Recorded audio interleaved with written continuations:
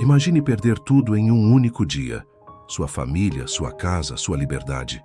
Tudo. Não por um crime que cometeu, mas simplesmente por ser o favorito de seu pai. Essa é a história de José, um jovem cujo destino foi selado pelo ciúme, pela traição e pela crueldade de seus próprios irmãos. O que parecia ser o fim de sua vida, na verdade, era apenas o começo de uma jornada que o levaria do poço mais profundo ao palácio mais alto do Egito. Se você quer descobrir como um escravo se tornou o braço direito do faraó, fique comigo até o final. A nossa história começa em Canaã, há mais de 3.700 anos.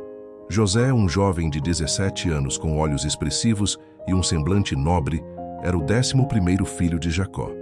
Jacó, um patriarca já com seus 90 anos, líder de uma grande tribo, não escondia de ninguém que José era seu filho preferido, talvez por ser filho de Raquel, a esposa que Jacó verdadeiramente amava. Enquanto seus irmãos mais velhos, homens robustos e bronzeados pelo sol do deserto, trabalhavam duro nos campos, José recebia presentes especiais. O mais famoso deles? Uma túnica magnífica, de várias cores, um símbolo visível do amor e da distinção de seu pai. Mas esse favoritismo tinha um preço altíssimo, que seria pago com sofrimento e escravidão. O estopim para a tragédia foram os sonhos de José. Não eram sonhos comuns, eram visões poderosas e, para seus irmãos, perturbadoras. Em um desses sonhos, ele viu os feixes de trigo de seus irmãos se curvando diante do seu. Em outro, o sol, a lua e 11 estrelas se prostravam diante dele. Arrogância, destino. José, na sua inocência, não soube diferenciar e cometeu seu maior erro. Contou esses sonhos para sua família. Seus irmãos não reagiram com desprezo. Eles ferveram de ódio. Como aquele garoto mimado que mal conhecia o trabalho pesado, ousava se colocar acima de todos eles. A humilhação foi insuportável. A semente da inveja, já plantada pelo favoritismo de Jacó, germinou e se transformou em um plano terrível. A oportunidade perfeita surgiu quando Jacó enviou José para procurar seus irmãos, que pastoreavam os rebanhos longe de casa. Imagine a cena. José, com sua túnica colorida, caminhando confiantemente em direção a eles, enquanto seus irmãos o observavam de longe, com os olhos cheios de fúria. O plano foi rápido e brutal. Alguns queriam matá-lo ali mesmo e deixar seu corpo no deserto. Mas Rúben, o irmão mais velho, talvez com um pingo de consciência, sugeriu algo que ele considerou mais misericordioso: jogá-lo em um poço seco e abandoná-lo à própria sorte. Naquele instante, José descobriu da forma mais amarga que até mesmo o seu próprio sangue pode se tornar seu pior inimigo. Enquanto José gritava por ajuda do fundo daquele poço escuro e frio, seus irmãos indiferentes sentaram-se para comer.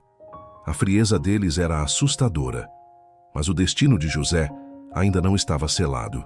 Logo em seguida, uma caravana de comerciantes ismaelitas apareceu no horizonte, a caminho do Egito. Judá, outro irmão, viu nisso uma nova oportunidade. Em vez de deixá-lo morrer, por que não lucrar com ele? Sem hesitar, eles tiraram José do poço e o venderam. 20 moedas de prata. Esse foi o preço de um jovem de 17 anos, cheio de sonhos e esperanças. 20 moedas de prata era tudo o que a vida de José valia para sua própria família. Enquanto era levado acorrentado, vendo sua terra natal desaparecer no horizonte, José não podia imaginar o que o esperava. Ele estava entrando em um exílio que duraria 13 longos anos. 13 anos de escravidão, acusações falsas e prisão. Ele não sabia, mas cada passo doloroso o aproximava do cumprimento de seus sonhos, de uma forma que ninguém, nem mesmo ele, poderia prever.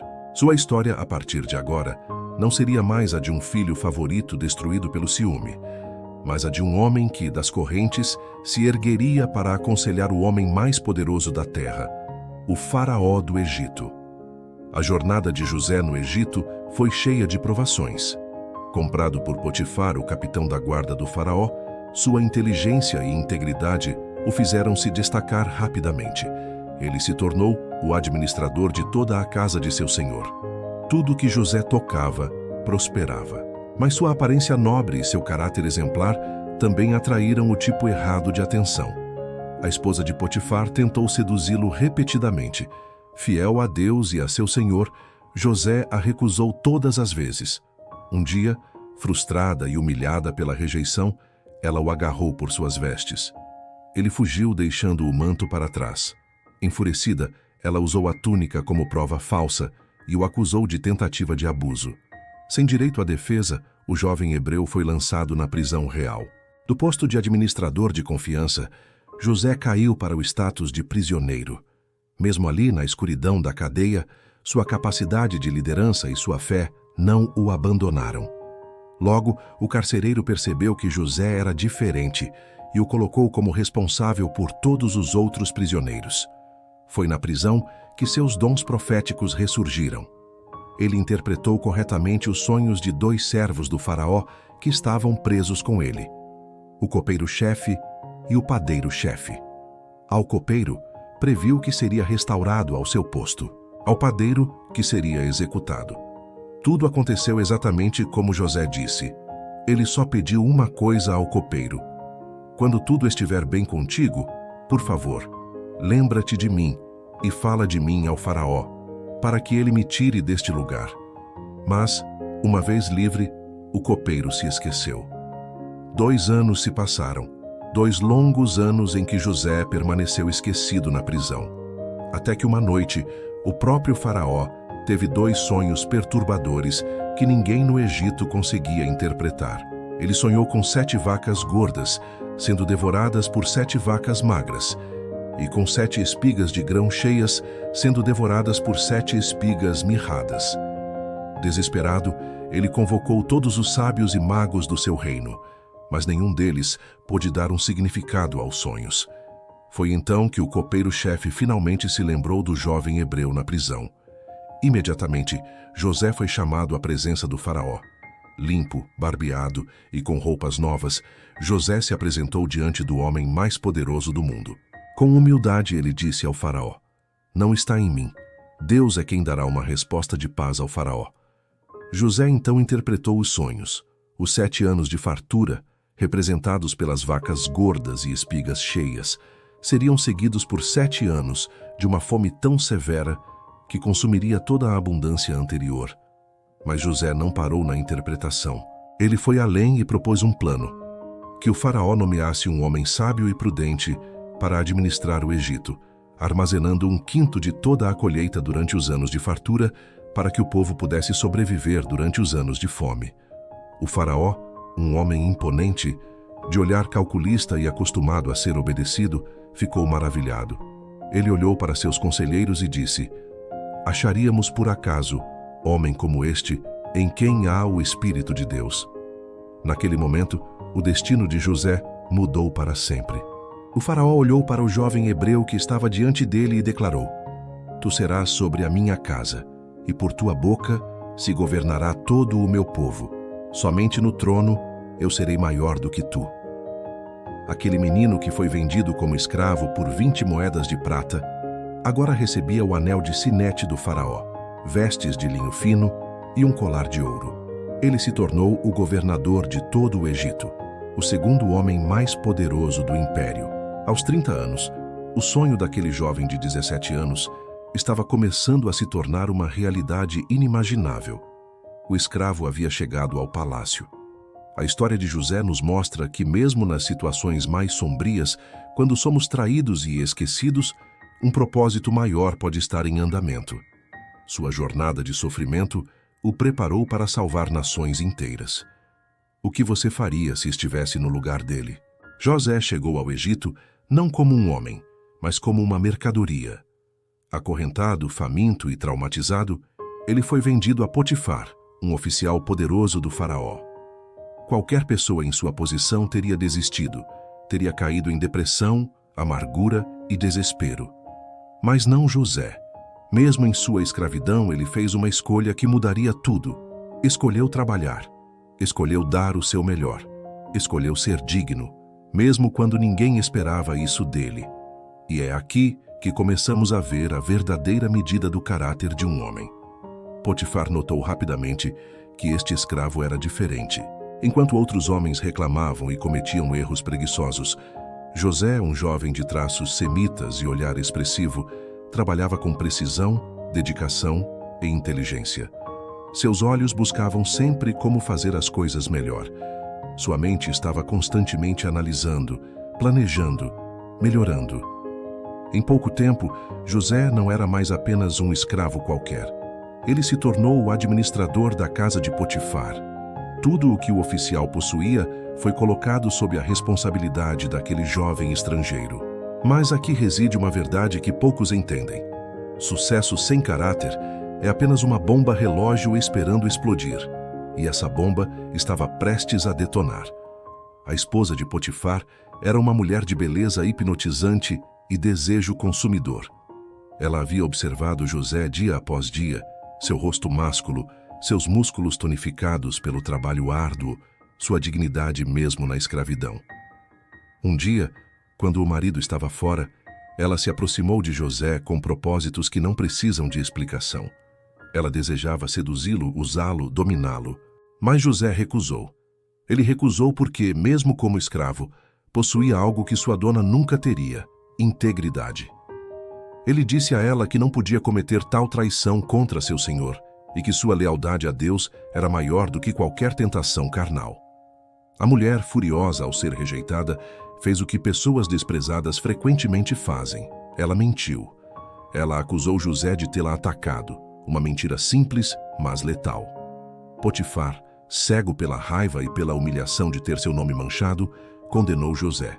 O homem que havia administrado toda a sua casa, que havia gerado riquezas e prosperidade, foi jogado na prisão real. Do palácio para a cela escura, da liberdade para as correntes, novamente. Mas aqui está o detalhe crucial. Mesmo na prisão, José não permitiu que a amargura o consumisse. Ele não se tornou uma sombra de si mesmo, não se afundou no ódio e na autopiedade. Em vez disso, ele trabalhou. Trabalhou na cozinha da prisão, trabalhou na limpeza, trabalhou em qualquer tarefa que lhe fosse dada, sempre com excelência. O carcereiro-chefe logo percebeu que tinha alguém especial em suas mãos. Ele designou José para supervisionar os outros prisioneiros, para administrar as provisões, para ser, essencialmente, seu braço direito. E então, algo que parecia ser apenas um detalhe menor aconteceu. 2 prisioneiros importantes chegaram à cadeia. Eram oficiais do faraó que haviam caído em desgraça. Um era o copeiro e o outro era o padeiro. Uma noite, ambos tiveram sonhos perturbadores. Quando José os viu tristes, perguntou-lhes o que os atormentava. Eles compartilharam seus sonhos, e José, que havia desenvolvido uma compreensão profunda da linguagem simbólica desde sua juventude, interpretou ambos. Para o copeiro, uma interpretação de salvação e restauração. Para o padeiro, uma interpretação de morte iminente. E os sonhos se realizaram exatamente como José havia predito. Nesse momento, José pediu ao copeiro que o lembrasse quando fosse libertado, que mencionasse seu caso ao faraó. O copeiro concordou. Mas, quando foi restaurado a sua posição de poder, ele esqueceu. Completamente. Por 2 longos anos, José permaneceu na prisão, esperando por um livramento que não vinha, vivendo com a falsa esperança que havia depositado em um homem que o abandonou. Novamente, José enfrentava a crueldade da ingratidão humana. Mas tudo estava se movimentando na direção dele, como as engrenagens de um relógio antigo. O faraó, um homem de porte majestoso com sua coroa azul e dourada, estava prestes a ter um sonho que nenhum de seus sábios poderia interpretar. Um sonho que traria fome e desolação sobre a terra mais próspera do mundo. E nesse momento de desespero nacional, o copeiro, atormentado pela culpa, finalmente se lembrou. Lembrou-se do jovem hebreu na prisão, o homem que podia decifrar o que estava oculto. José foi tirado da masmorra, barbeado e vestido com roupas limpas. Levado à presença do homem mais poderoso do mundo, ele não se acovardou. Com uma calma divina, ele ouviu o sonho do faraó sobre 7 vacas gordas devoradas por 7 vacas magras, e 7 espigas cheias devoradas por 7 espigas mirradas. José não reivindicou o crédito. Ele disse ao faraó: "Não está em mim, Deus dará a Faraó uma resposta de paz. Ele então interpretou o sonho. 7 anos de fartura sem precedentes seriam seguidos por 7 anos de uma fome tão severa que a abundância seria esquecida. Mas José não parou na interpretação. Ele ofereceu uma solução, um plano estratégico para salvar o Egito e o mundo conhecido. Ele aconselhou o Faraó a nomear um homem sábio e inteligente para coletar 1/5 de toda a colheita durante os anos de fartura e armazená-la para os anos de fome. O Faraó, com seus olhos intensos e calculistas, olhou para seus conselheiros e depois para José. Ele viu naquele jovem não apenas um intérprete de sonhos, mas um líder, um visionário, um homem tocado pelo divino. Acharíamos um homem como este em quem haja o Espírito de Deus? Perguntou ele. E sem hesitação o Faraó tomou sua decisão. Ele tirou seu anel de sinete e o colocou no dedo de José. Vestiu-o com roupas de linho fino, colocou um colar de ouro em seu pescoço e o fez subir em sua segunda carruagem. O escravo e o prisioneiro, o estrangeiro traído, tornou-se o segundo homem mais poderoso do Egito. José, agora com 30 anos, viajou por toda a terra do Egito, organizando a maior operação de logística e armazenamento que o mundo já vira. O grão era tão abundante que ele parou de medi-lo. E então, como previsto, os 7 anos de fartura terminaram e a fome começou. Pessoas de todas as nações vinham ao Egito para comprar grãos, pois a fome era severa em toda a terra. E entre os que vieram estavam 10 homens robustos, de semblantes marcados pelo cansaço e pela culpa. Eram os irmãos de José. Eles se curvaram diante dele, o poderoso governador egípcio, sem reconhecer o irmão que haviam vendido como escravo 22 anos antes. Mas José os reconheceu. A dor, a traição, a raiva, tudo poderia ter vindo à tona. Ele poderia ter se vingado, mas o homem que estava diante deles não era mais o garoto ingênuo de 17 anos. Era um estadista forjado no fogo da adversidade, cuja alma havia sido purificada, não endurecida. Após uma série de testes para ver se seus corações haviam mudado, para ver se eles protegeriam seu irmão mais novo, Benjamim, como não o protegeram, José finalmente se revelou. Em um momento de emoção avassaladora, ele chorou tão alto que a corte do faraó pôde ouvir. "Eu sou José", ele disse. "Meu pai ainda vive?" Seus irmãos ficaram paralisados pelo medo e pela vergonha. Mas então, José pronunciou as palavras que definem toda a sua jornada, uma das declarações mais profundas de fé e perdão já registradas. "Não se entristeçam, nem se irritem contra vocês mesmos por me terem vendido para cá, pois foi para a preservação da vida que Deus me enviou adiante de vocês." Ele entendeu que tudo o que havia sofrido, a cova, a escravidão, a prisão, a acusação falsa, não foi um acidente. Foi parte de um plano maior. O mal que seus irmãos intentaram contra ele, Deus transformou em bem para salvar muitas vidas. José trouxe toda a sua família para o Egito, incluindo seu velho pai, Jacó. O reencontro entre pai e filho foi a cura de décadas de dor. O velho patriarca, com seus cabelos grisalhos e olhos cheios de lágrimas, pôde finalmente abraçar o filho que pensava estar morto.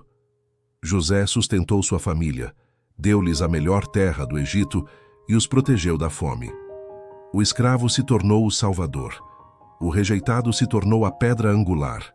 Sua história não é apenas sobre sucesso material, mas sobre a vitória do caráter, da integridade e da fé sobre a amargura, o ódio e o desespero. É um lembrete poderoso de que, não importa quão escura seja a cova em que você se encontra, a sua resposta à adversidade determina o seu destino. Obrigado por assistir. Se essa história te inspirou, não se esqueça de curtir o vídeo, se inscrever no canal e ativar as notificações. O faraó acordou no meio da noite, encharcado de suor frio. O coração dele batia descontrolado, assombrado pelos sonhos mais perturbadores que já tivera. Primeiro, ele viu 7 vacas gordas e saudáveis sendo devoradas por 7 vacas magras e esqueléticas. Depois, 7 espigas de trigo cheias e douradas foram consumidas por 7 espigas secas e murchas. Esses sonhos o perseguiam, não o deixavam em paz. Ele sabia que aquelas visões carregavam um significado profundo, uma mensagem que poderia selar o destino de seu reino. No dia seguinte, o faraó convocou todos os seus sábios, magos e conselheiros. Um a um, eles ofereceram interpretações, mas nenhuma parecia ter o peso da verdade. O faraó sentia no fundo da alma que havia algo diferente naqueles sonhos, algo vital, e ninguém em sua corte era capaz de decifrá-los. Foi então que o copeiro Mor se lembrou. 2 anos haviam se passado, mas a memória o atingiu como um raio. Ele correu até o faraó e confessou: Majestade, há um homem na prisão, um prisioneiro hebreu chamado José. Ele interpretou meu sonho com uma precisão assustadora. Imediatamente, o faraó ordenou que trouxessem José. Imagine a cena. José, um jovem que passou anos numa cela escura, vendido como escravo, falsamente acusado e depois esquecido, foi subitamente retirado da prisão. Ele se barbeou, trocou suas roupas de prisioneiro por vestes limpas e foi levado à presença do homem mais poderoso do Egito. O faraó olhou para aquele jovem e foi direto ao ponto. Disseram-me que você pode interpretar sonhos, é verdade? Com uma humildade que contrastava com sua confiança inabalável, José respondeu: Não eu, majestade, mas Deus dará ao faraó uma resposta de paz. E então, com uma clareza sobrenatural, José começou a explicar. Os 2 sonhos, ele disse, eram uma única mensagem. As 7 vacas gordas e as 7 espigas cheias representavam 7 anos de fartura e abundância sem precedentes em todo o Egito. Mas as 7 vacas magras e as 7 espigas murchas que as devoravam simbolizavam os 7 anos seguintes. Um período de fome tão devastadora que faria todos se esquecerem da prosperidade anterior. Era um aviso divino, uma chance de se preparar para o desastre que viria. Mas José não parou na interpretação. Ele foi além e ofereceu uma solução. Agora, pois, escolha o faraó um homem sábio e prudente e o coloque sobre a terra do Egito. Durante os 7 anos de abundância, que ele recolha 1/5 de toda a colheita e armazene o grão sob a autoridade do faraó. Assim haverá comida para o país durante os 7 anos de fome. O faraó, impressionado, olhou para seus conselheiros e depois para José e teve uma revelação. Ali, diante dele, estava o homem de que precisava. Poderíamos encontrar alguém como este, um homem em quem está o Espírito de Deus? Disse o faraó. E virando-se para José, declarou palavras que mudariam sua vida para sempre. Visto que Deus lhe revelou tudo isso, não há ninguém tão sábio e prudente como você. Você estará sobre a minha casa, e todo o meu povo se sujeitará às suas ordens. Somente no trono eu serei maior do que você. Com essas palavras, José foi elevado de prisioneiro a governador do Egito. O jovem que fora vendido por 20 moedas de prata agora tinha autoridade sobre milhões. O menino que seus irmãos invejosos jogaram em um poço agora governava cidades inteiras. Os sonhos que ele mesmo tivera na juventude e que seus irmãos ridicularizaram estavam se tornando realidade, não por um caminho fácil, mas através do sofrimento, da traição e da prisão. O faraó tirou seu anel de sinete, o selo do poder real, e o colocou no dedo de José. Vestiu-o com roupas de linho fino e colocou uma corrente de ouro em seu pescoço. Deu a ele o 2º carro mais importante do reino, e por onde passava, os guardas gritavam: Ajoelhem-se! 12 anos depois de ser traído por sua família, José era um homem de poder incomparável. Durante os 7 anos de abundância, ele trabalhou incansavelmente. Organizou a construção de celeiros e armazéns em todas as cidades do Egito, acumulando uma quantidade de grãos tão vasta que era impossível de contar. Nesse período, ele também se casou com Azenate, uma nobre egípcia, e teve 2 filhos, Manassés e Efraim. Pela primeira vez em muitos anos, a vida de José parecia ter encontrado um porto seguro. Mas então, os 7 anos de fartura chegaram ao fim e a fome começou exatamente como José havia previsto. E não foi apenas no Egito.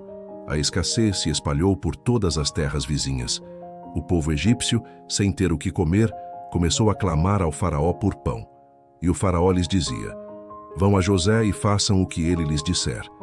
E José abriu os armazéns e começou a vender grãos aos egípcios. Mas aqui está o ponto crucial. José não apenas alimentou seu povo. Com uma inteligência política brilhante, ele usou a crise para consolidar o poder nas mãos do faraó, fortalecendo o reino para as gerações futuras.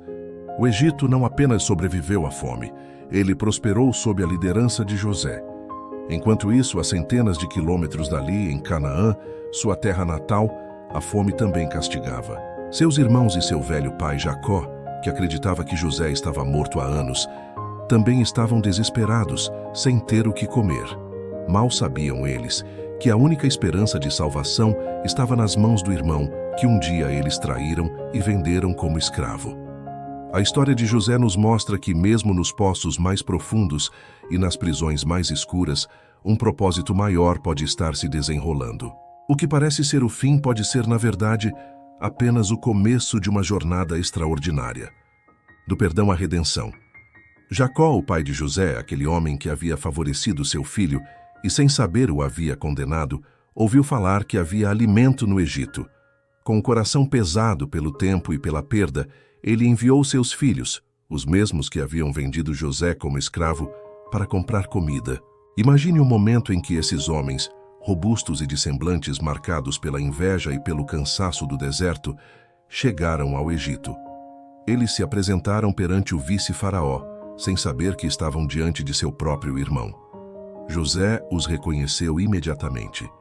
Seus rostos haviam envelhecido, mas seus traços eram inconfundíveis. Por um momento, o mundo parou para José. O menino de 17 anos com o olhar ferido, o escravo traído, o prisioneiro esquecido, agora estava ali, um homem poderoso, diante daqueles que o haviam destruído. E ele tinha poder absoluto sobre eles.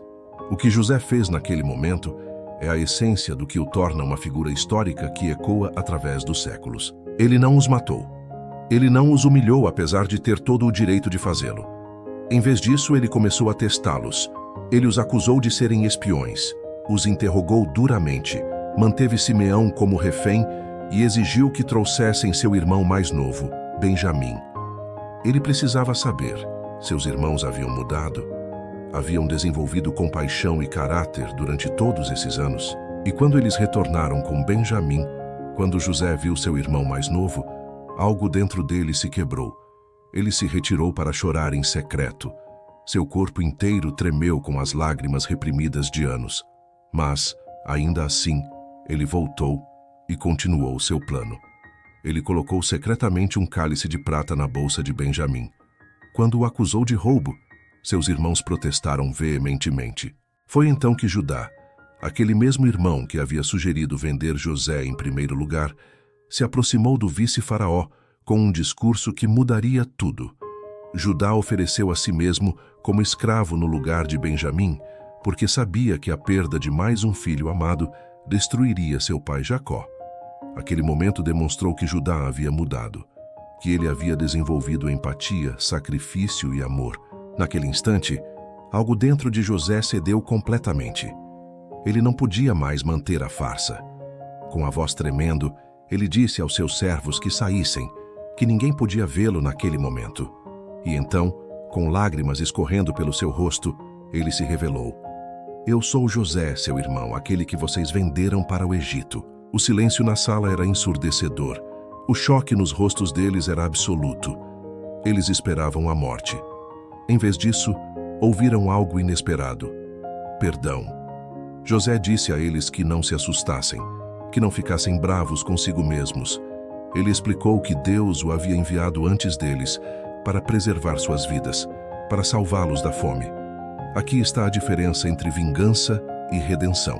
José percebeu que tudo o que havia acontecido, toda a dor, toda a escravidão, toda a traição, tinha um propósito maior.